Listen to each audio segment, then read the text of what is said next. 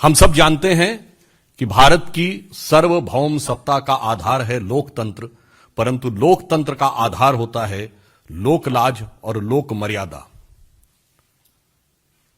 जब लोकतंत्र में जनता प्रतिनिधियों को चुनकर लोकतंत्र के सर्वोच्च सदन में भेजती है तो वह अपेक्षा करती है कि उनकी मर्यादा और आचरण उल्लेखनीय होना चाहिए। परंतु इस सदन में एक नहीं अनेक अवसरों पर ऐसे दुर्भाग्यपूर्ण दृश्य आए कि सेक्रेटरी जनरल की मेज पर एक राजनीतिक दल के नेता ने नियम पुस्तिका फेंकी। विगत सदन में आपको ध्यान है कि विरोध करना आपका अधिकार है, परंतु उसके अंदर हाथापाई करना, सुरक्षा कर्मियों के साथ हाथापाई,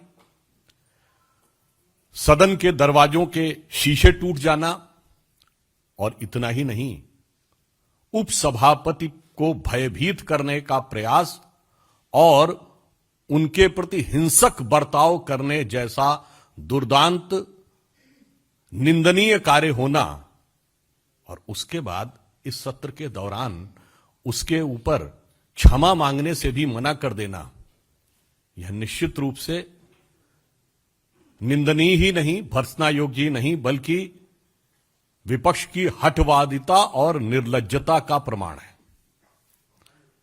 जिसने इसी तरह के आचरण के चलते हुए आज जन समुदाय में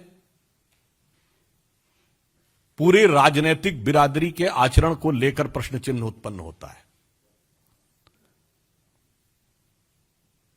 इस सत्र में अनेक महत्वपूर्ण मुद्दे थे जिनके विषय में हम चर्चा करने को तैयार थे। आप सबको पता है कि ओमिक्रॉन वायरस का खतरा पूरी दुनिया में फैला हुआ है और भारत के ऊपर पुनः मंडरा रहा है। उस पर चर्चा हमने शुरू की, चर्चा नहीं होने दी गई। वोटर कार्ड को आधार से लिंक करने का, यानी निष्पक्ष और एक व्यक्ति एक वोट के सिद्धांत को निष्पक्षता और पारदर्शिता पूर्ण ढंग से लागू करने का यह प्रयास, उसे नहीं चर्चा होने दिया गया। और जिसको वो सबसे बड़ा मुद्दा बताते हैं, हम किसान के मुद्दे पर चर्चा करने को तैयार थे, चर्चा ही नहीं हुई। महंगाई, उन्होंने महंगाई के लिए नोटिस दिया, हमने उसको स्वीकार किया, सरकार तैयार थी, उपसभापति ने परमिशन दे दी,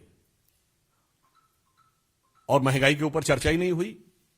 यह दर्शाता है कि आपकी कथनी और करनी में कितना अंतर है। अरे और तो छोड़िए, संसद के बाहर रैली की महंगाई के ऊपर और भाषण देने लगे हिंदुत्व के ऊपर।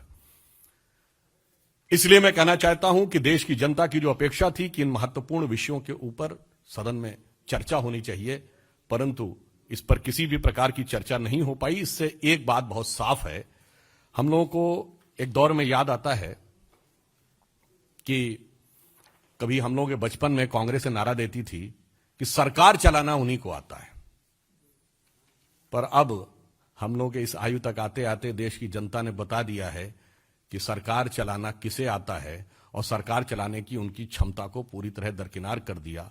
परंतु सदन में उन्होंने जैसा आचरण दिखाया है, उससे यह भी साफ हो गया कि उन्हें विपक्ष के रूप में व्यवहार करना भी नहीं आता है।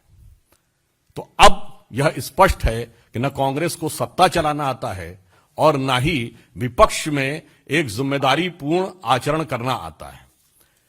इसलिए मैं ये कहना चाहूंगा कि इस समय में जिस प्रकार का यह आचरण हुआ, हम सबको लोकतंत्र में अपने अपने दायित्व का निर्वाह करना चाहिए।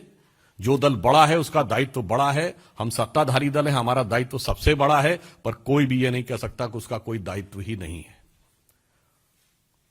और यदि हम दायित्व का निर्वाह नहीं करते हैं तो हम जनता के सम्मान और जनता की लोकतंत्र की अपेक्षा के साथ अन्याय करते हैं। और वैसे मैं एक कोट करना चाहूंगा, जो लोग कहते हैं कि किसी जमाने में, आज उनको लगता है कि किस प्रकार के वातावरण में कार्य करना पड़ रहा है। ये जब विपक्ष में आज ये कर रहे हैं, जब सत्ता में थे तो भी यही करते थे।